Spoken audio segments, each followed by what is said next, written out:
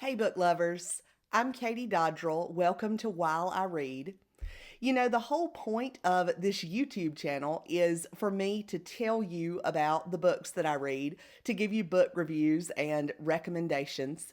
This summer, I have been really busy, and there are a lot of books that I've read in the past 3 months that I haven't talked about on this channel.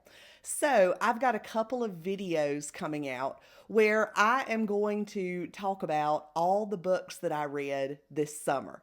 Now, for me, I think of summer as being May through July. I know that technically August is part of summer, but for me, school starts back in August. And so it's not really a part of my summer. My summer break is over.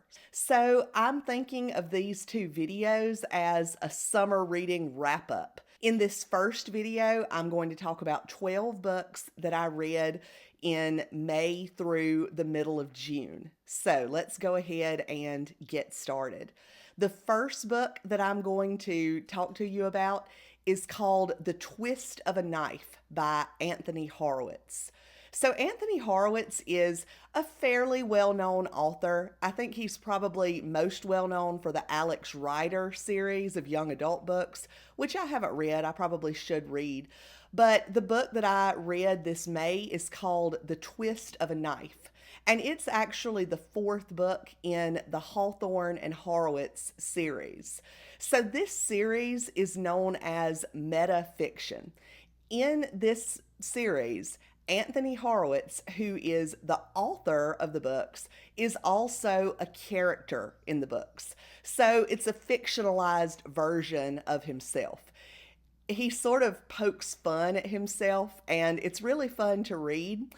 In the series, he ends up working with a detective named Daniel Hawthorne, and they solve murders together. I think in the first book, Horowitz is writing a book about Daniel Hawthorne, but he gets involved in a murder investigation with him.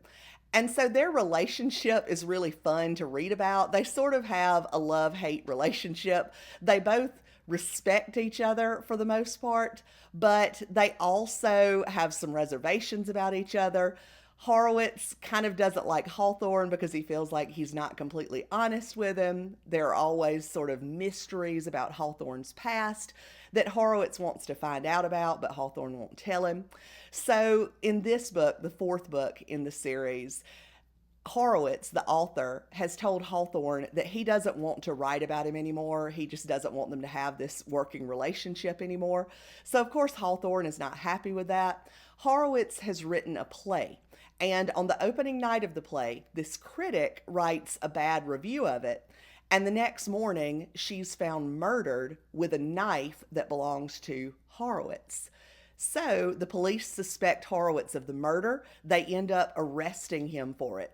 And guess who the only person who can help him is? That would be Daniel Hawthorne, who is furious at Horowitz right now because Horowitz has told him he doesn't want to work with him anymore. So he has to ask Hawthorne to help him.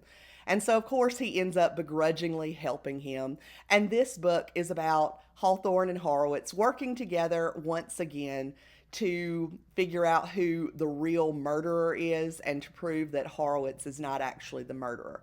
So this is just a good addition to this series that I really enjoy. I think there actually is a fifth book in the series now that I haven't read yet, so I need to read that one.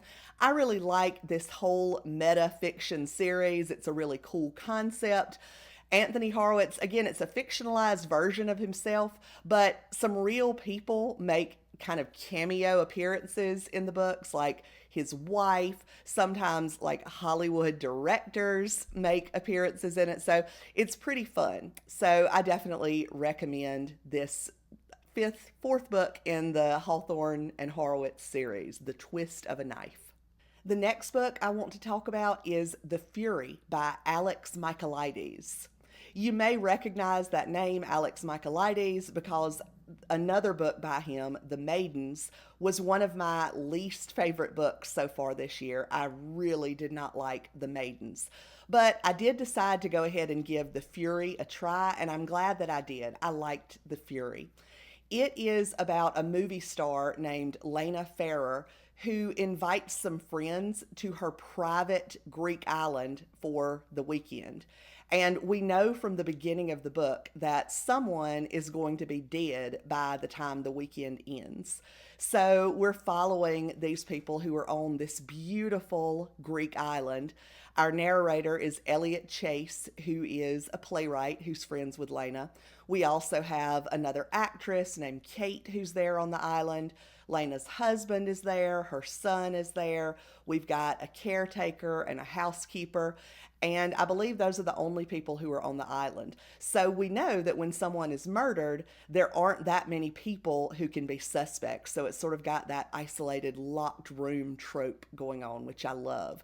The descriptions of this sun-drenched island are beautiful. They have picnics on the beach. They go on hikes. They take a boat ride to a neighboring island. But then, of course, there's a murder. They're cut off by a storm. And so we're trying to figure out who the murderer is, what really happened, and trying to figure out if these other characters are going to survive. So this was just a really fun book for me, a good thriller that I read very quickly. So I definitely recommend this book by Alex Michaelides. The next book I want to talk about is Runtime by Catherine Ryan Howard. This is actually my favorite book that I've read so far in 2024. It wasn't published in 2024. It's from a few years ago, but I read it for the first time this summer and I loved it. It's about a young Irish actress named Adele who gets a starring role in this horror movie. And she sort of thinks there's a few things that seem weird about the set of this movie and the filming of the movie, but she's desperate to get work. And so she takes on the job anyway. And so when she gets there, some sort of strange things start happening to her. Things that are happening in the script actually start happening to her in real life. Some creepy things from the script. The script is about a woman named Kate who's staying in an isolated location and starts reading a book where the things in the book start happening to her. So we've got this really meta concept. I feel like I'm using the word meta a lot in this video, but it's true. We've got this meta concept where the things that are happening in the book are happening to the character in the script. The things that are happening to the character in the script are happening to the woman playing that character. So it's really fun to read about. It's very exciting. You really root for the character of Adele as she's trying to figure out what in the world is going on. So it was a very fun, fast-paced thriller. Like I said, the best book I've read so far this year. So you should definitely give Runtime a try. So after reading Runtime and really liking it, I decided to try another book by Catherine Ryan Howard, and that was 56 Days. 56 Days takes place during the beginning of the COVID pandemic in Ireland. I remember when this book came out, I believe it came out in 2021, and I read that it was about the COVID pandemic, and I didn't want to read it at all at that time because I was living through the COVID pandemic and I didn't want to read about it. I wanted to escape from that in my books. But now that we're done with the lockdowns and the quarantines and hopefully the constant fear, I was able to read this book and enjoy it. It's about these two people named Ciara and Oliver who meet each other right at the beginning, I think like maybe in early March or maybe late February of 2020. And so they meet each other and they go on a few dates. They really like each other. And then, COVID starts, the lockdowns start, and they decide that they're going to move in together, even though they don't really know each other that well. But they realize that if they don't move in together, they're not going to be able to see each other for a while. Of course, when the lockdown started, it was supposed to be just a 2-week lockdown. We know that it ended up being much longer than that. But at that time, they didn't know that. So they're kind of thinking they're going to move in with each other for 2 weeks. They'll see if they really like each other. And if they don't, it'll be fine. They can just move out after the 2 weeks are over. Well, once they move in together, they both start finding out that the other person has a lot of secrets. We're also getting chapters from 56 days later after they move in together from the perspective of a detective who is investigating a murder that's happened. So we know that one of these people, one of these characters, does not survive this living together thing. So it's a very exciting book. It's a fun read, very fast paced, and I really enjoyed it. Next, I want to talk about two children's books that I've read this summer. The first is Thimble Summer by Elizabeth Enright. This is a middle grades novel that I read pretty much every summer. I first got this book at a book fair when I was in fourth grade, not this actual copy of it. My original copy of it fell apart long ago, but I bought this nice hardback copy of it. And so the fun thing now is that I get to read this book with my daughter Sarah, and she loves it too. She actually calls it Garnet because the main character in it is named Garnet. And the book is just about Garnet and her summer on a farm in the Midwest. This is where Garnet lives. She has, just a nice normal life with her family in the 1930s on a farm, and it's just about all the adventures that she has this summer. It starts off with her finding a silver thimble that she believes is magic, and there's all kinds of fun adventures where she and her friend Citronella end up getting locked up overnight in the library one night. Garnet raises a hog that she ends up showing at the fair, and it's just really fun and wholesome. So I love this book, and I love that I get to share it with my little girl now. The other children's book that I read this summer was Charlotte's Web.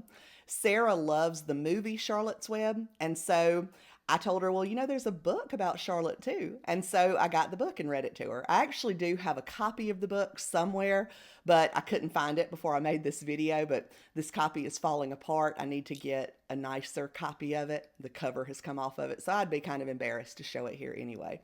But Charlotte's Web, you probably don't need a recap of it. It's about a girl named Charlotte the girl's name is Fern. A girl named Fern who raises a pig named Wilbur, and he becomes friends with a spider named Charlotte. And so this book is just so sweet. It's such a good book about friendship and about growing up. It's got lots of fun, wholesome scenes with the barn. And we just love this book. When I was reading the end of it to Sarah this summer, I started crying, and she said, Mama, are you crying? Why are you crying? And I said, well, it's just kind of a sad book. And she said, yeah, but it's good too. So I definitely recommend both Thimble Summer and Charlotte's Web. The next book I want to mention is One Perfect Couple by Ruth Ware. I feel like I've talked about this book in every other video this summer because I did really like this book. It's one of my favorite books that I've read so far this year. So I won't go into too much detail about it now. It's about a woman named Lila who goes on a reality show called One Perfect Couple. It's filmed on a beautiful island in the Indian Ocean, but when she gets there, even though the island is beautiful, things are not idyllic on this island. Of course, the reality show competition is cutthroat. Then there's a huge storm that comes, and so it becomes a survival situation. There is also a villain who is trying to take advantage of the situation that's going on. So it's very exciting. I read it very quickly. I couldn't put it down while I was reading it. I think it will also leave you thinking a little bit about the ways that people behave. So I definitely recommend One Perfect Couple as a great Ruth Ware book. Next, I read Summers at the Saint by Mary Kay Andrews. Mary Kay Andrews writes really good, fun, beachy summer books. This one is set in coastal Georgia. It's at a hotel called the St. Cecilia. Rich, well-connected people come to stay at this hotel. They're known as the Saints. Meanwhile, the people who live on this island who are not rich enough to spend time at this hotel are known as the Aints. So the main character is the manager of the hotel, Tracy Eddings. She's also the owner of it. She married into the Eddings family, and As this book starts, her husband has been dead, I believe, for a year. And so Tracy is trying to keep this hotel afloat. Some other characters in the story are people that she hires to work at the hotel. So it's about her trying to keep this hotel running, even though the numbers are down, costs are skyrocketing. It's hard for her to find staff to work at the hotel. We also have some chapters that are from 2002, maybe 2003, but I think it's 2002, back when Tracy was young and she worked at the hotel as a lifeguard, and there was a drowning at the hotel. And so we've got somebody who's trying to solve this drowning mystery from years ago.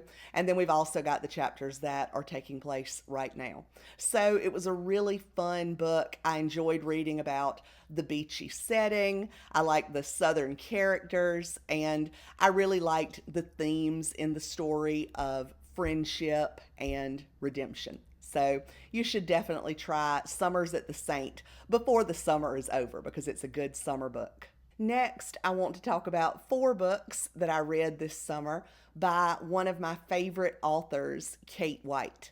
The first one is The Last Time She Saw Him, which is Kate White's new book that just came out this summer. It came out in May, I believe. So this book is about a woman named Kiki who attends a party at a house in Connecticut. She knows that her ex-boyfriend Jamie is going to be there. Actually, he's her ex-fiancé. But she hopes that things will be okay. And even though things are a little awkward, Jamie seems to be doing well, and Kiki is glad she got the chance to talk to him. But then later that night, the guests at the party hear a gunshot, and they find out that Jamie is in his car and he was shot in the head. And so the police and everyone else seem to suspect that it was suicide, but Kiki just doesn't believe that Jamie would have done that. And so she starts trying to investigate and figure out what really happened to Jamie. So this was it was a good book by Kate White. Not one of my favorite books by her, but Kate White is an author that I always enjoy. So after I read The Last Time She Saw Him, I decided that I wanted to go back and reread some other Kate White books. So one that I reread is a book called The Fiancee, which was published maybe 2021 or 2022, a few years ago. It's about a woman named Summer who is spending some time with her husband and her stepson at her in-laws' beautiful home in upstate New York. They're rich, so their home has tennis courts and a pool, and they have a guest house where they're staying, so it's just beautiful. But while they're there, her brother-in-law brings his new girlfriend, who Summer starts suspecting that there's something off about this person.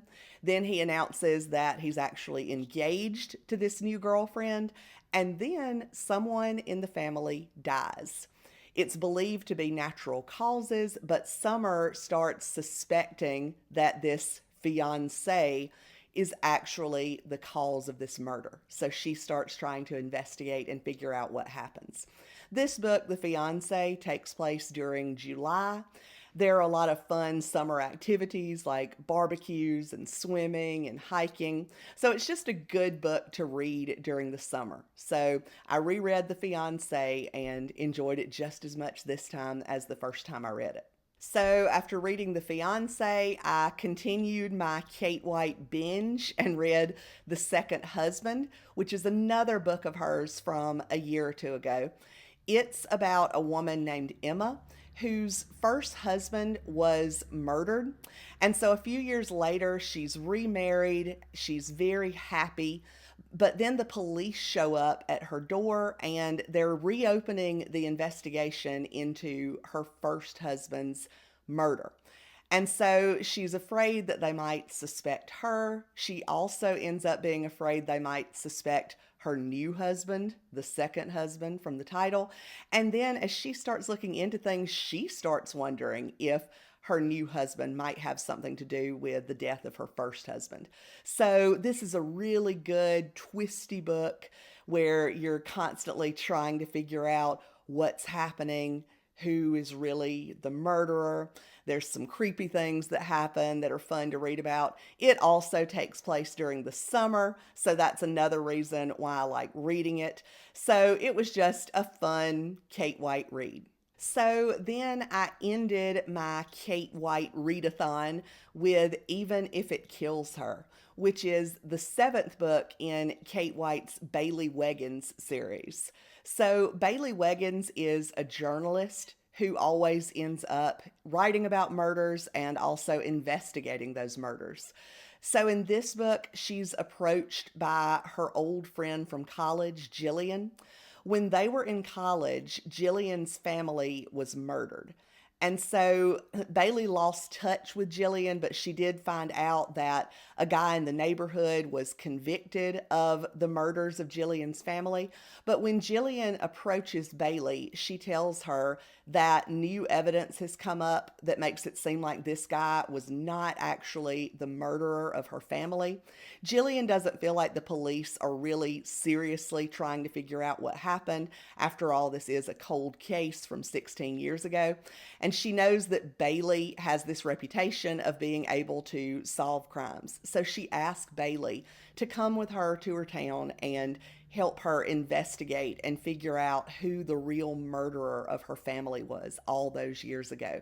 So Bailey goes with her. They stay in a little inn and they start investigating what happened. And of course, lots of different creepy things happen. As you're reading it, you're finding out about things that happened in the past and things that are going on now.